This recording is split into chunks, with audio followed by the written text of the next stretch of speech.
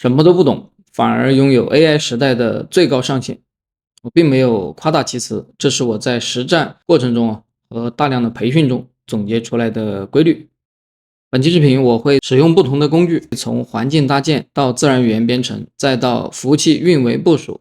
以解决具体痛点的形式，一条一条，从完全不懂代码的零基础开始，一步一步带大家走一遍 Web Coding 的全部流程，从零开始构建一个真实应用。我会向你展示一下 Web Coding 所需要了解的一切：规划、设计、架构、提示词与执行、测试与修复、发布应用并上传 GitHub， 持续进行代码管理，让大家从此彻底告别 AI 焦虑，随时随地拥有把自己的创意转换成实战应用的能力。Web Coding 看这一篇就够了。我们首先来看第一个痛点，也是劝退新手的头号杀手，就刚想开始做点东西，但电脑里面没有环境怎么办？很多新手满腔热血想学编程，结果呢，光是搞什么 Node.js、帕森，然后解决各种各样的版本冲突，就耗了一整天，一行代码还没写呢，人就直接已经搞放弃了。我在之前的视频中已经讲述了一种基础的解法，大家感兴趣的依然可以照着去手动做一遍，所有的环境配置流程我都一条一条列出了，大家按流程执行就可以了。但是请注意，在 Web Coding 时代，我们还有更妙的进阶绝招，直接跳过本地环境配置的泥潭，看教程去折腾，属于穷折腾，完全不需要的。我们只需要10秒钟，打开 Codex 或者是 Cursor 的 Agent 模式，给它最高权限，然后复制我的 prompt 丢进去，点一下，叮的一声，2分钟之后 Codex 会帮你搞定一切。我们在没有消耗任何注意力的状态下，直接进入了 Web Coding 的战斗状态。这个就是 Web Coding 的最高原则，只要是繁琐的活，一律 Web， 一律甩锅给 AI， 不要让准备工作去消耗你的热情，先把东西跑起来比什么都重要。我们接着看第二个痛点，这也是大家最头疼的 AI 冲击带来的失业焦虑。现在网上到处都在贩卖焦虑啊，一方面呢，大家怕被 AI 割韭菜，怕失业，看着文秘、插画师甚至底层的程序员一个个受到冲击，心里很没有底。另一方面，你要是想用 AI 搞点事情，想做个最基础的产品来试试水，如果技能不熟练的话，想报个班学 AI， 随随便便就是2000块钱一节课，这个试错成本就太高了。我希望刷到这个视频的朋友们至少省下来这2000块钱的成本啊。当你对 Web Coding 有了一个长足的了解之后，如果觉得需要去晋升、去提高的话，再去选择更好的专项培训。在这个前提下，至少投入产出比会更好一点。但同时呢，我们要认清一个现实，就是现在的 AI 算力再强，也是缺乏创造力的。它同样搞不定现实世界里的那种复杂的观念碰撞和物理碰撞，所以未来能赢的绝对不是把某一项技能用到熟练的人，而是懂业务并且会指挥 AI 干活的人。也就是说，未来能赢的也不是那种 AI 技巧特别强的，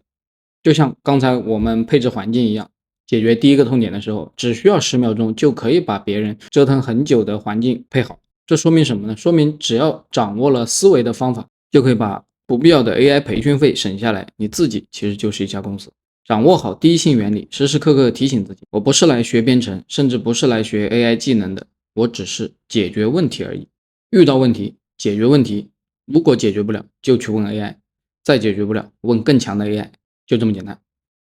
当然，这里我还想提一下一种额外的思考，既然 AI 这么厉害，如果所有人都学且学得那么快的话，是不是等于没学呢？关于这个问题要讲清楚的话，就不是本期视频的篇幅能够搞定的。我在我的 AI 时代的可口可乐里做了一期专门的探讨，感兴趣的朋友可以去看一下。不过说实话啊，对于绝大多数人来说，只要今天你跟着我把 Web Coding 彻底学会，手里的武器就足够应对这个时代的巨变了。当然了，你也许会问，我完全没有编程基础，只会打字也能入门吗？那很多人看到代码就像看天书，本能的认为必须从基础的语法学起，这是非常传统的旧思维。在 Web Coding 时代，需要放弃这种学语言的执念，直接输入自然语言，把 AI 当成一个听得懂指令但没有业务经验的执行系统。所以在这里我们跳过所有的前置理论，直接用最快的速度先手搓一个完整的程序出来再说。目的只有一个，祛魅。对于零基础来说，最重要的是建立正反馈的闭环，先拿到好的结果，获得成就感，让多巴胺驱动你去主动完成后续的整个开发流程。比如现在我有一个创意，我想做一个比如安卓应用，专门是教小孩子学英语的，那就什么都不要想，想到了就直接开始，直接在谷歌的 AI Studio 里面 build an 安卓 app。OK， 已经做完了，各位发现没有？当页面出来以后，我们之前的笼统创意居然又有了新的着力点。我在看到这个页面之后，突然迸发出更多的灵感，于是会迫不及待的想把这款产品快速做出来。但是我现在只是在 AI Studio 做了一个 app， 怎么把它弄到本地成为我自己的代码呢？什么工具可以做到这一点？市面上这么多工具，我又该选哪个？还没开始写，就先陷入工具内耗，总想找到一个最完美的 AI 工具。其实玩过游戏的就都知道，没有最强的英雄，只有最强的玩家。在这个阶段，盲目相信别人的评测，去研究各个工具的优缺点，纯属浪费时间。尤其是新手编程，在选择主力编程工具的时候，我的推荐只有唯一的一个，就是 Cursor。并不是说 Cloud 不好，而是 Cursor 是最快能让你入门且绝对能保证项目下线的一个工具。不要废话，直接用。等你真正把整个业务跑通了，遇到当前工具的性能瓶颈的时候，再去考虑换工具的问题。你像这里，我把刚才的那个源码丢进来，准备开始写，但是呢，这源码进来之后，我发现怎么又出现那么多卡点呢？这些名词到底是什么意思啊 ？MCP 啊 ，Agent 啊 ，Skill 啊，就连最简单的，什么是 Web Coding？ 简单来说呢， Web Coding 既用自然语言描述软件需求，再由 AI 帮你开发出来，设计前后端应用、数据库等等等等都可以。Web Coding 呢，会经历完整的从描述、生成、测试、反馈、修正这样一个迭代的循环这属于非常简单的概念性知识，大家听我刚才说完，应该就已经知道什么是 Web Coding 了。但问题来了，那 LLM、Agent、MCP、Skill 这些概念又是什么？遇到这些不懂的知识该怎么办？应对这个痛点的核心心法只有4个字：不求甚解。我们请出实战神器 Notebook LM。老观众应该知道我对这个工具的推崇，我几乎在 80% 的视频里面都有提到这个工具。Notebook LM 呢，能用最短的时间帮你拆解世界上任何一门知识。不要被术语唬住，静态的知识其实已经完全不值钱了，把知识转化为自动化的工具链才值钱。AI 工具的几个术语，包括那个刚才提的 LLM、Agent、MCP、Skill。还有什么 ？Agent、MCP。工作流然后等它研究就行了，就是简单的一句话，然后让它快速调研、查找资料，然后我们直接点开那个思维导图，再点一下报告然后其实还可以点一下演示文稿，这里时间有限就点了，就是可以把所有这些知识做成一个 PPT 自己去看，基本上10分钟到20分钟嘛，就所有跟这个术语相关的知识就了然于心了。这里如果大家有兴趣的话，直接看我之前那一期视频，有对所有的主流 AI 的名词进行一个解释至于在这个 Notebook 里面通过思维导图怎么去快速了解这些概念，就是直接去点开这些内容就行了。有不懂的地方就再点一下这个 Notebook LM， 就会针对于这个单词去回答我们的问题，就像这样一样。这实际上是一种学习方法，除了对 AI 术语进行学习之外，我们有任何不懂的知识都可以通过这个 LM 去先调研通过先看思维导图，再看调查报告，再做成 PPT， 就是演示文稿的形式，一目了然的把所有需要学习的知识这样去过一遍，达到一个不求甚解的目的。好了，以上的所有的痛点解决其实只完成了一个首要的阶段任务，就是认知重塑。接下来的重点是实战。那么实战第一步就是选择技术栈。技术栈是什么啊？别人嘴里说的 Vue、React、Python、Go 这些名词是什么东西？如果连这个是什么意思都不知道，就更不要提去自己选技术栈。在这里我介绍一条 Web Coding 的铁律，就是新手永远不要自己去选技术栈，要把选择权交给 AI。我给大家举一个刚刚发生的真实的反面教材。我前置呢是用 AI Studio 跑通了一个安卓原生应用的源码，看着挺完美，但我顺手丢到 Cursor 里面准备去深度调整一番的时候，结果发现调试体验非常差，寸步难行。为什么呢？因为搞安卓原生应用你绕不开本地的 SDK 各种复杂的编译配置还有虚拟机，这对新手来说绝对是灾难，完全破坏了 Web Coding 的心流。那遇到这种卡点怎么办？让 Cursor 去强行修环境报错，还是说换一个更高级的工具去啃骨头呢？都不对。Web Coding 的解法就是掀桌子，直接换技术栈，一条路走不通重新写。只要跟 AI 说一句话我不管你原来用什么写的，我现在就要这个功能，你立即给我换成对新手最友好，不需要配环境，直接双击网页就能看到效果的技术栈，重写一遍。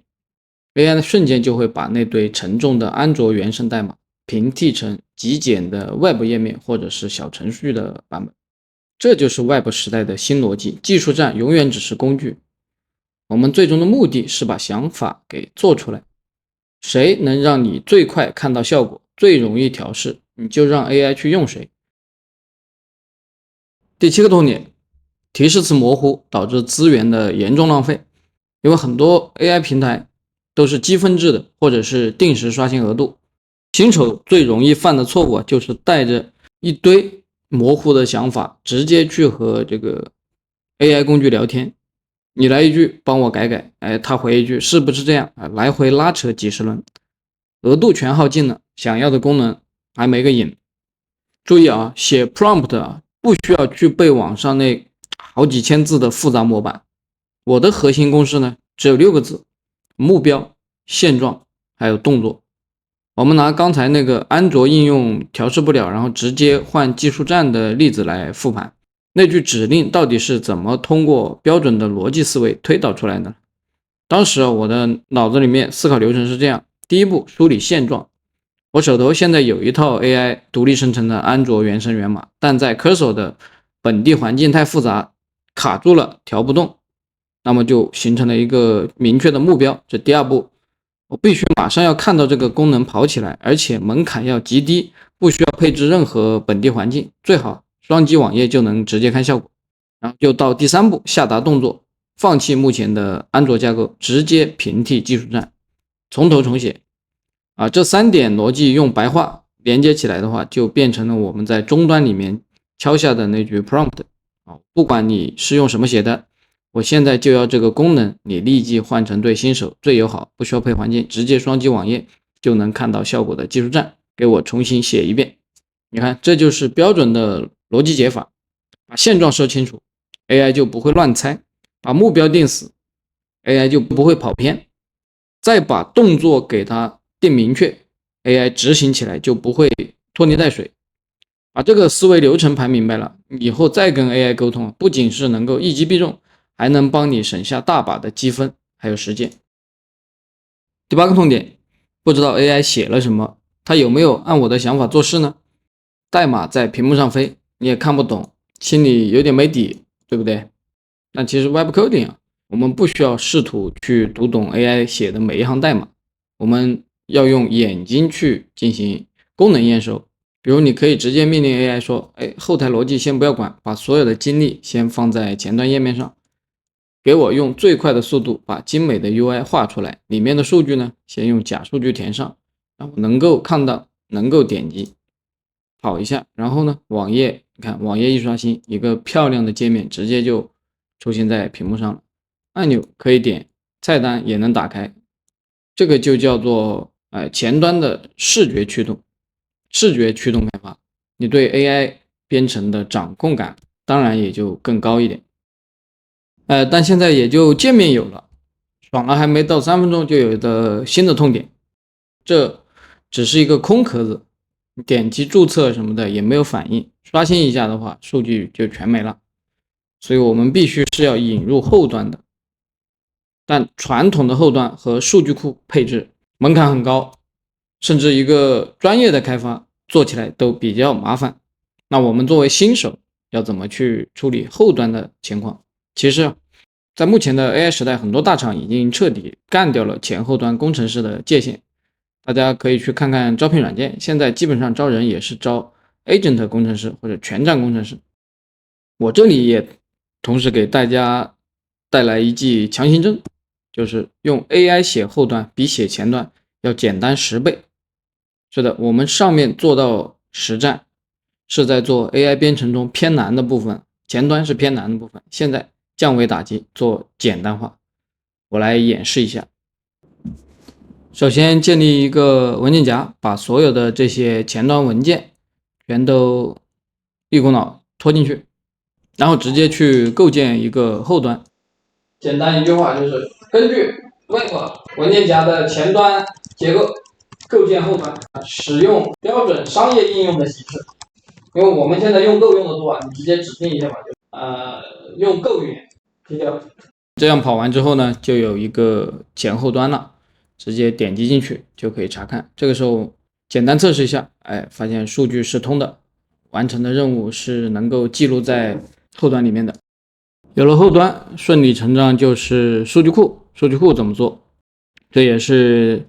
我们的第10个痛点，这种听起来就很麻烦，然后门槛较高的数据库。大家看看这一段数据库代码是不是很头大？表结构、主件、外件一对多关系，外行看这个就像看天书一样。传统的做法，你得在电脑上安装一个 MySQL 或者是其他的数据库，再去装一个什么 Navigate 之类的，折腾几天都不一定能连上。但是在 Web Coding 的体系里面，我们核心解法只有4个字：自动迁移，也就是 Auto Migrate。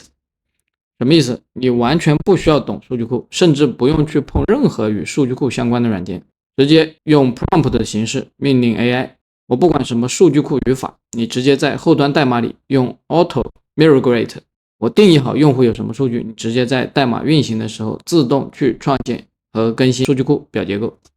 看到没有？一行 SQL 都没有写，数据库已经老老实实的在后台把坑位给填好了，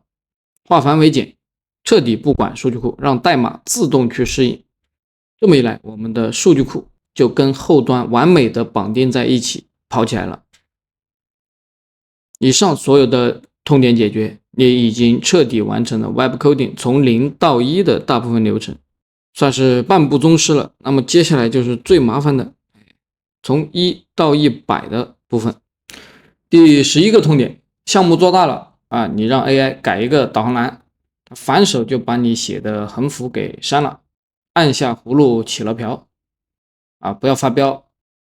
我们看看是个产生这个问题的原因。AI 啊，不是魔法，它也没有意识啊，本质上呢是一个由几千亿个数学参数旋钮组成的黑箱。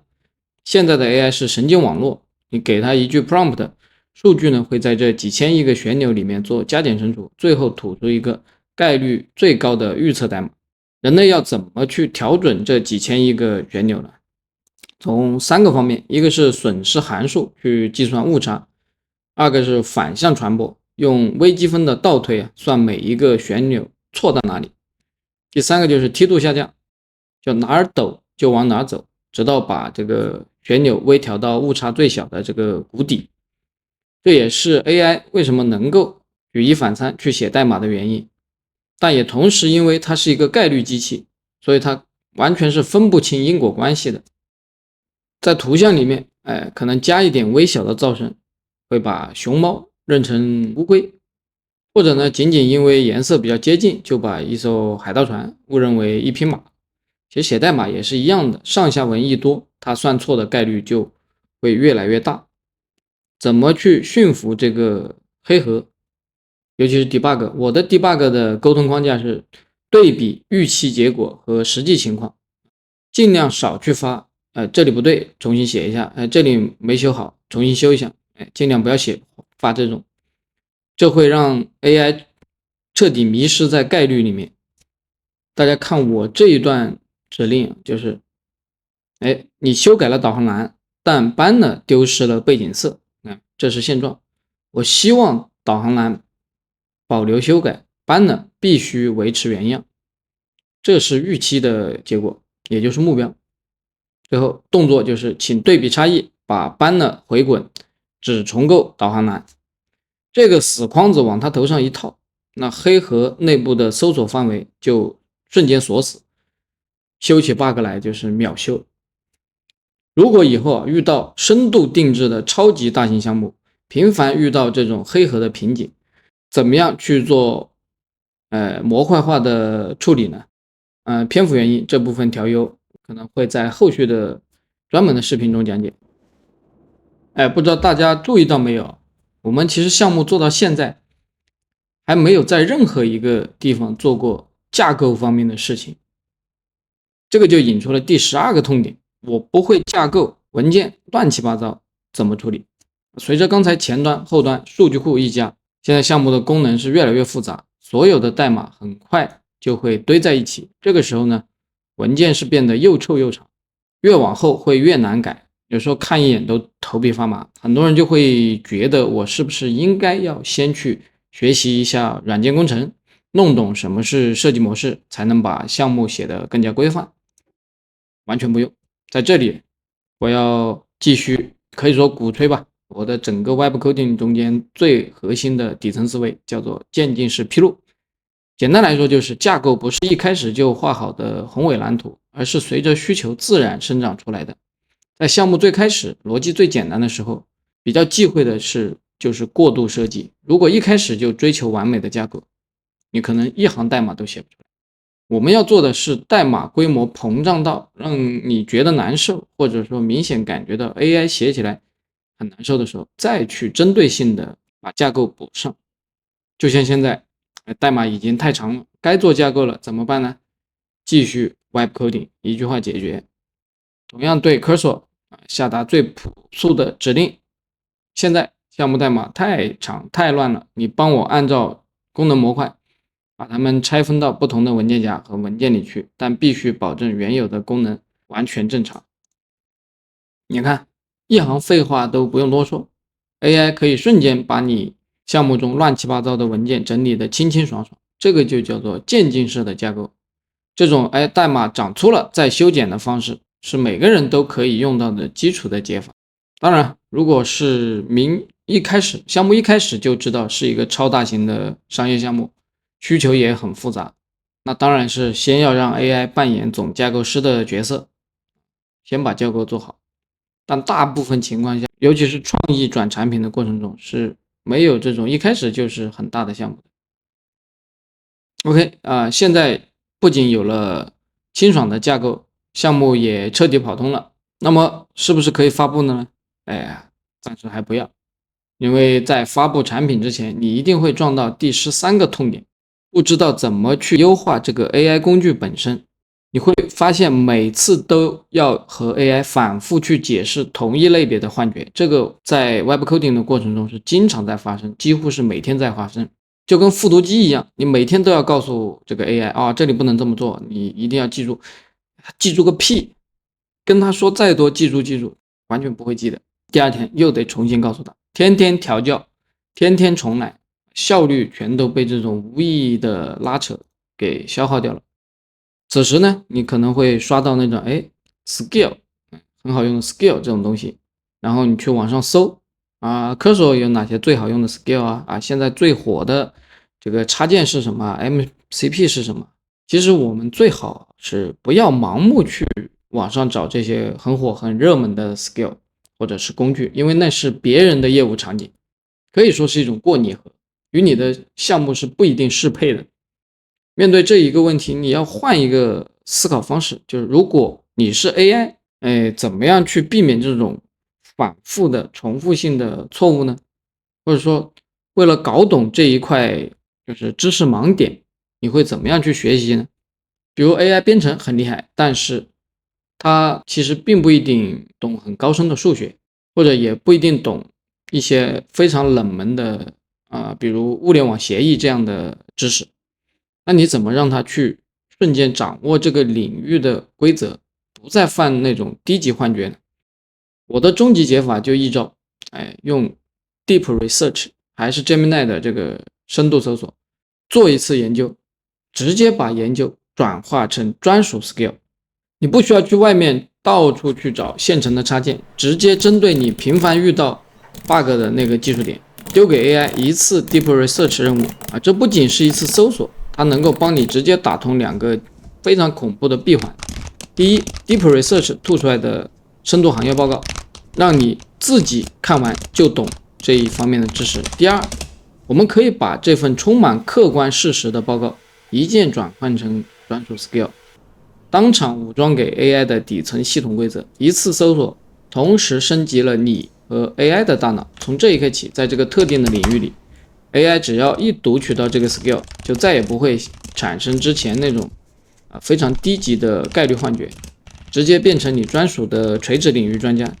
通过这么一个过程之后，你的 AI 就被调教成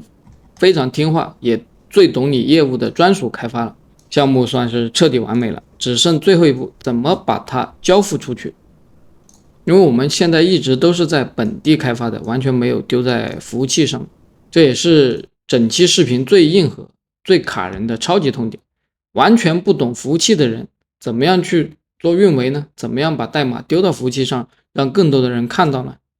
当我们看到黑乎乎的那个 Linux 终端和密密麻麻的命令行，真的是心里发毛。什么 NGX 反向代理晚光协议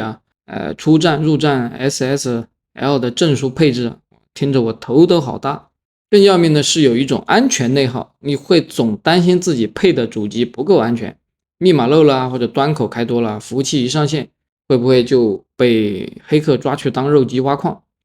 那么接下来这一部分就是今天给大家准备的最大的干货。在 Web Coding 时代，你完全不用去啃 Linux 从入门到精通，不需要。AI 就是你手里最听话、工龄超过20年往上的顶级运维专家。教大家一招，怎么用 AI 工具彻底去操控服务器，甚至连安全都是一键脚本搞定。在此之前，我们要解决一个永远会碰上的问题你去用 AI 操控服务器的时候也一定会遇到，就是它死活不肯输密码，或者明文传输密码不安全，不往下进行，这是所有 AI 的经典卡点。那么我们依然是像之前的思路一样不要死磕，绕过去。怎么绕过去呢？直接在我们的本地电脑里面建立一个 SSH 的配置文件，改好公司钥，把服务器的别名设为 Cloud 或者是其他随便你怎么取你取了这个名字好，现在你的本地和远程服务器就达到了一种底层的安全信任。无论你自己连服务器，还是让 AI 脚本帮你去跑，让它去看日志，看你服务器的任何东西，只需要一行极简的命令 SSH Cloud， 它就能瞬间连上，1秒钟免密穿透，安全级别又高，然后 AI 又能够去动你的服务器。这种底座打通之后，剩下的脏活累活安全配置全甩给 AI 就行了。你看我这里就写了一个 prompt 这个指令发给他。我现在有一台干净的CentOS 云服务器，我的本地已经通过这个 SSH Cloud 实现了安全免密指令。现在帮我写个一键自动化运维脚本以及部署脚本，做3件事。一、安全防线，开启防火墙只允许这些端口和我自定义的 SSH 端口然后把其他的端口封死，或者禁用 root 用户名啪啦啪啦，这个是看你的安全需求了。第二，环境搭建，自动化安装我项目所需的这个，其实这里都不用讲这么明白，直接就是说所需的所有环境就 OK 了，它自动会做这些的。第三，最重要的就是一键上线，把我本地的前后端代码打包上传，自动运行，并且一键部署。OK， 我们现在已经是运维专家了就这一段话就可以了，你每次都用这个脚本去传输代码就可以了。看 AI 已经刷开始在写了，他写的这个脚本，逻辑之严密，安全策略之高啊，比市面上很多半吊子运维写的要安全的多。在本地一键运行 AI 直接接管服务器，几分钟之前你这里还是一台光秃秃充满安全隐患的裸机，几分钟以后一个配好了顶级安全防火墙，挂好了这个加密证书的商业级别系统就已经全网发布了，从头到尾没有任何一行 Linux 指令，你只负责跟他说话就可以了。当然这里还是要说一下，如果你业务以后做大，面临100万级别的并发，怎么让用 AI 去帮你搞多服务器的那种主从架构啊，怎么做自动化的数据库冷热备份呢？或者怎么让 AI agent 24小时监控你的服务器，这个就涉及更深层次的云原生架构和 DevOps 硬核科技，就不展开讲了。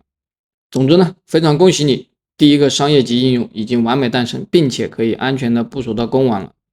从一个模糊的想法到完全不懂工具、不懂技术栈、不懂数据库、不懂运维，我们一路用这个 Web Coding 的思维，见招拆招，在 AI 的全面武装下呢，只用了极短的时间，就完成了一次对传统软件开发流程的彻底的降维打击。那么项目上线以后，最后再额外聊一聊第15个痛点吧，可能这个对大家来说不一定是痛点，就是代码的长期管理和代码冲突。我想应该也没有人想要面对本地那种10几份带着日期的备份文件吧，你都不知道哪个是新版，所以肯定是要用到这个 GitHub 的。GitHub 呢是一个代码管理的仓库，很多高手喜欢用一些复杂的 Git 指令去进行管理。在 AI 时代这也是完全没有必要的，直接打开这个 Git extension 这种可视化工具，应该还记得吧？这玩意儿在我们解决这个痛点1，就是搭建环境的时候，已经自动帮大家装上了。在 Git extensions 里面，你整个项目的代码状态是一目了然的。面对长期的维护，我们只需要抓住2个核心要点：第一，随时存档，防止 AI 拆家。每次你让 AI 跑完一个重要的功能节点，立马要在 Git extensions 里面提交一次代码存个档。为什么？因为大模型有时候疯起来会给你来一次毁灭性的这种代码改造。养成随手提交的习惯，就是在你的项目装上云端的还原点，不管 AI 怎么折腾，你随时有一键还原的退路。第二就是把恶心的冲突直接甩给 AI，遇到这种代码冲突或者是满屏飘红的情况，我们不需要自己去对照修复，直接让 AI 去搞定。到这里整15个痛点我们全都踩了一遍，也全破了一遍。从最开始只有一个模糊的想法，到后面在完全不懂工具、不懂技术栈、不懂数据库、不懂运维，也不懂代码管理的情况下，我们没有去啃任何一本这个专业书籍，也没有去查阅更多资料，只是用基本的逻辑思维，通过靠 AI 解决问题的方式，就把这些本来需要很长的时间去积累技能点给绕过去了。这也是孙子兵法里面讲的最高境界啊，胜兵先胜而后求战。你在动手敲键盘之前，在思维逻辑上就已经赢了。很多人可能觉得这个时代大环境不好，或者是行业寒冬啊什么的，但其实在我看来，这个时代是真正属于超级个体的前所未有的黄金时代。只要你掌握了这套跟大模型打交道的底层思维，你一个人就是一家公司。静态的知识已经完全不值钱了，那纯粹是耗材。把你的想法变成真正跑在公网上的商业资产才值钱。积累的 AI 的知识和解法才值钱。不要再为了 AI 去内耗了，配好工具，现在把 Cursor 下来，直接把自己的创意和想法变成现实吧。以上就是我视频的所有内容，非常长啊，制作视频不易，希望大家能点个订阅，谢谢大家。我是可乐，我们下期再见，拜拜。